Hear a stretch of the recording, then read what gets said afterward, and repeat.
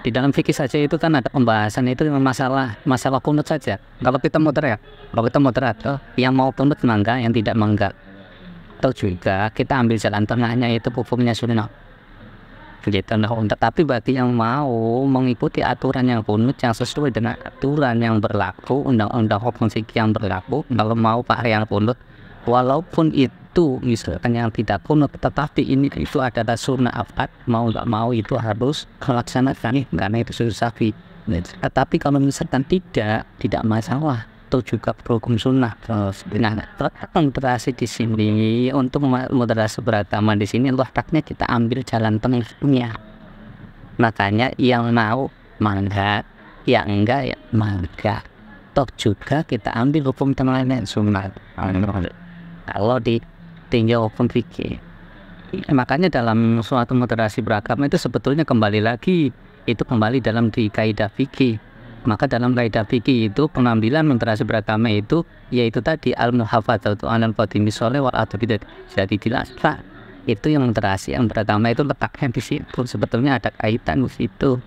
Ini hanya kalau mau di inian fikih, tapi secara tidak langsung sih memang materi tersebut tidak ini, tapi kita itu ngisi di dalamnya. Makanya ada guidance-nya itu di situ letaknya, untuk biar kita ibaratnya ke siswa itu tidak terlalu ekstrim, tidak terlalu menyepelekan. Jadi kita ambil yang jalan tengahnya itu, jadi moderat di situ. Sebetulnya kalau kita mau ngambil ini, bisanya adanya jalan tengah itu ketika kita paham tentang ilmu itu sendiri, memahami isinya. Semakin dalam ilmunya maka orang itu akan semakin netral. Ketika kita paham, makanya di situ kan ada 3 yang dibahas itu, ada pembahasan itu fikih, ada usul fikih, ada qawaidul fikih. Tetapi kalau orang ini hanya belajar di fikih saja, maka akan level hukum itu akan jadi kaku. Maka ketika pembahasan tersebut hanya di fikih saja, akan jadi memberikan hukum marah, kafir. Karena di fikih dia belajarnya.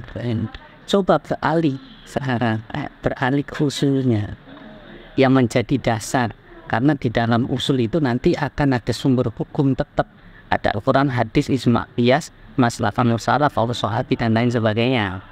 Nah, itu yang menjadi dalil sumber hukum yang utamanya letaknya di situ. Kalau Bapak ketika ada perdebatan yang ini kembalikan lagi ke usul.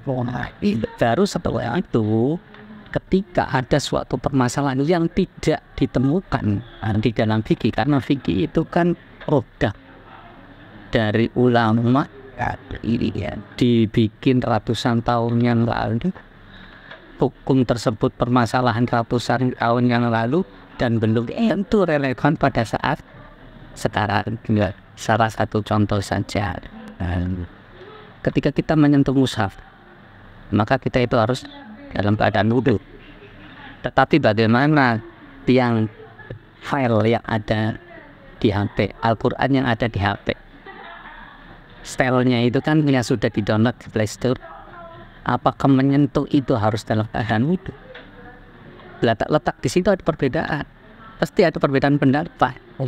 Atas sudut pandang yang berbeda. Maka kembali lagi di sini usulnya di mana. Nah, setelah itu baru lari nanti ke, ketika fikih tidak ditemukan maka lari ke qawaidul fikih. Apa itu? Qawaidul fikih. Jadi ada fikih, ada usulul fikih, ada qawaidul fikih. Dari qawaidul fikih itu nanti ada beberapa kaidah di situ. Dan kaidah itu sebagai sumber rujukan yang utama. Di situ ada 5 kaidah. Ada al-uyuru bima qasidiha, al-yaqinu la yuzalu bisyak, al-masyaqqatu tajribu taisir, ad-darurul yuzal, al-adadul muhakamah. Nanti dari 5 itu akan melahirkan kaidah-kaidah. Nah, semakin orang itu akan memahami keilmuan ini, maka yang terjadi itu dia itu akan memberikan, makanya moderat, suatu hukum yang dia imbang tengah-tengah, yaitu nggak saklek tidak, karena paham yes. Tetapi kalau hanya ini saja maka akan kafir. karena sudah jelas sholat Jumat 3 kali kafir maka halal darahnya pikir ya kan. Tapi kalau kita memahami ini tidak. Kalau urusan agama tidak boleh dicampurkan dengan yang lain, walaupun itu sifatnya yang moderasi. Kapan itu tuh pakai moderasi, kapan pakai hukum agama. Oke, kalau misalkan hanya bergaul mangga boleh, tetapi kalau sampai terjadi suatu pernikahan maka tidak boleh, karena masih dihitung nanti adalah hukumnya tetap zina. Ini hanya secara hukum fikih, ini hanya tidak boleh hukum. Makanya ada kapan waktu kita untuk moderasi bergaul boleh. Saya juga di Jakarta dulu, tetangga saya itu orang Kristen, tiap minggu haleluya. Ya saya juga menghormati, karena saya juga sama seorang Islam, ini orang Kristen, itu tetap hasilnya tetangga kontrak. Bahkan di tempat mertua saya, depan rumahnya itu orang Kristen, belakang rumahnya orang Kristen, samping kanan samping kiri Islam. Gitu kita akur, ya tetap bergaul apa tetap, tetapi kapan yang permasalahan itu untuk yang kaitannya masuk di ranah agama kita, maka kita batasi. Gitu. Kalau bergaul boleh kita pakai moderasi, tetapi kalau misalkan hal itu masuk di dalam ranah agama, ya tetap lakum dinukum waliya lain. Kita punya undang-undang aturan main sendiri. Ini hanya hukum agama tetap kita pakai. Kita tetap pergaulan boleh. Silakan bergaul, berteman, mangga boleh. Kalau sudah ranahnya masuk agama, ini hanya itu seperti itu.